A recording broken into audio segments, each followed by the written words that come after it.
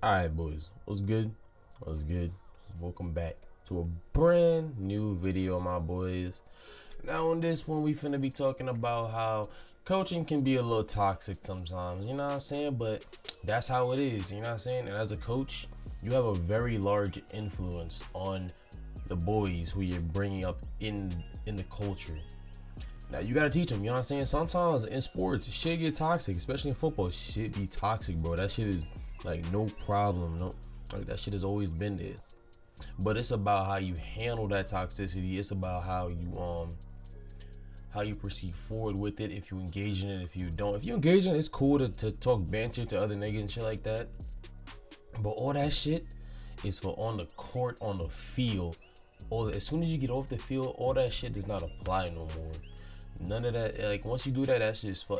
Once you step off the field, you take off your gear, you take off all that. None of all that toxic shit I was doing. That shit is over with for right now. You're done, bro. You're no longer on the field. You're calm. You're chilling. You know what I'm saying? You're your regular self. You're no longer that beast you was a couple minutes ago. But you know what I'm saying? Apparently, a head football coach at a private Brooklyn school, Poly Prep, has been canceled because he brought a toxic culture to the team, like a more toxic mentality to them. And I understand his intention. It was probably to get, you know what I'm saying? It was probably a mental thing for his team in order to gather, like, let's say to make them more proactive, more active, more aggressive towards their opponents. And I completely understand that. But at the same time, you also have to limit that amount of toxicity they're producing. If their toxicity rises in the game, that's okay to a certain degree as long as you can control it. You can't have these niggas out here just walking around in the classrooms saying whatever and doing whatever they want because they on a football team. That's cool. You on a team. You don't need to act like a dick. You know what I'm saying? Apparently, this team's toxic culture got so bad they started disrespecting the LGBTQ committee.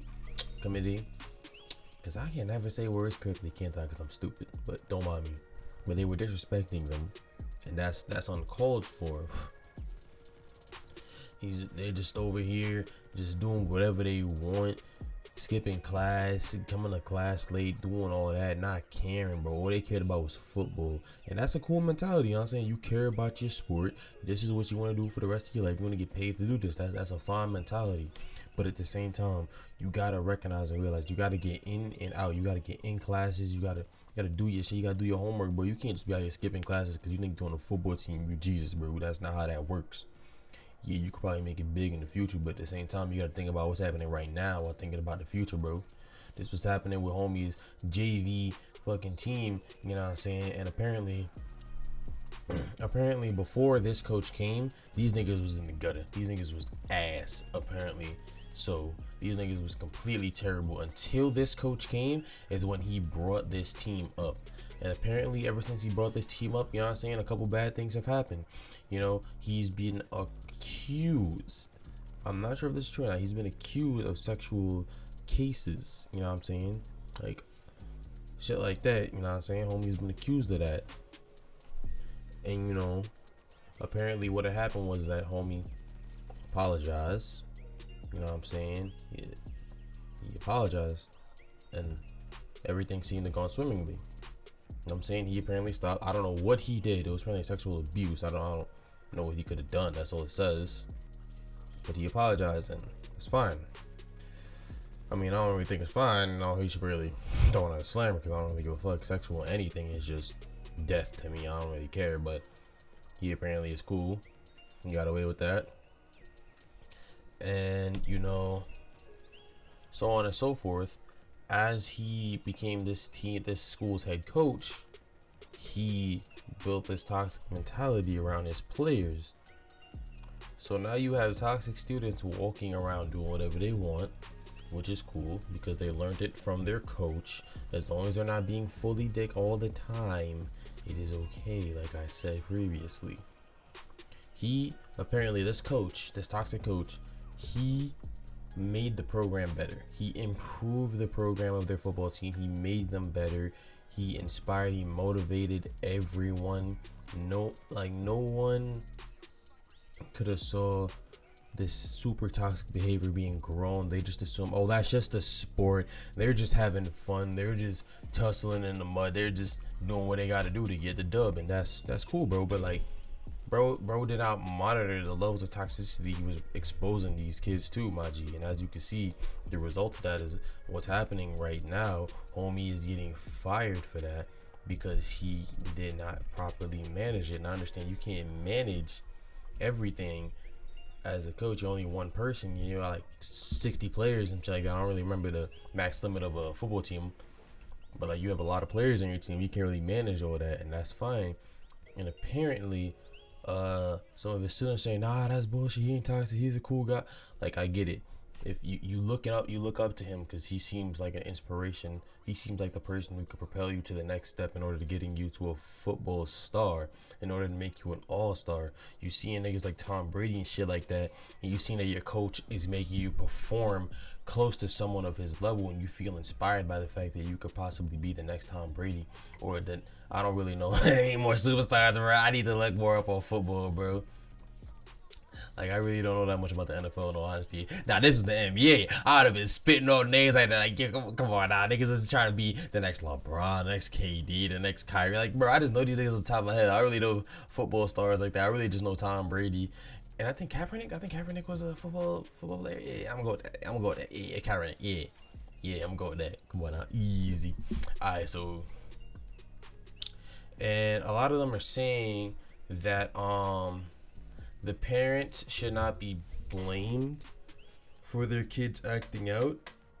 I don't understand why they're saying that. It should mainly just be the coaches being blamed. You shouldn't really blame a parent. I mean, the parent's supposed to monitor how their child is and how their child is doing, yes, but at the same time, you, as a parent, you probably have the most influence over your child next to the coach, because just like people say, there's 3 powerful men in your life: the barber, your coach, and your father.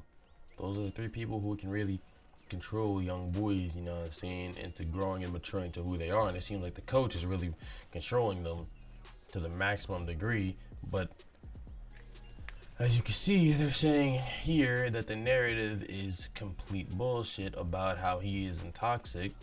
But by the way how he has these boys controlled and he has their mentality, it seems like he has them under a pretty good leash. And I feel like he should use that ability in order to tell them, yo, all that shit y'all was doing, that's done. I need y'all to stop. I understand they canceled the coach and they probably fired him and he's off the team, but if he is still there somehow, which he probably isn't going to be, the next coach or the principal or just whoever, have a meeting with him, tell him, yo, all that shit y'all need to do, y'all need to stop.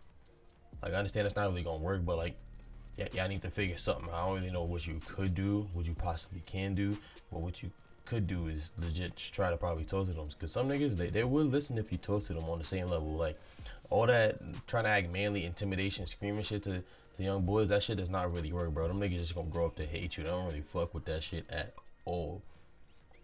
Like, in all honesty, if you probably talk to a couple of them, they might agree with you. Like, you know what? Nah, boys, all that shit we be doing, let's keep that shit on the court, bro. Because, like, real talk, we just need to chill out here and we cool, bro. Just hop in this bitch, get our dubs, and get the hell up out of here, bro.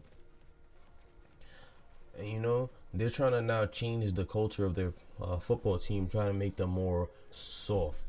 Not really soft, but like calm, I guess so. They're trying to make them more calm so they can't really skip class like that, be making fun of niggas that are, you know, different genders and shit like that, you know what I'm saying? And that's cool, bro.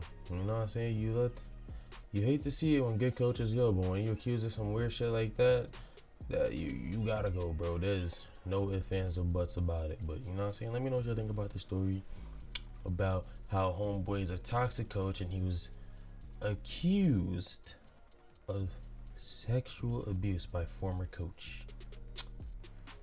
He did apologize, got away with it, seemed like everything's fine. That's it. That's all I really had to say. I'm gonna catch you on the next one.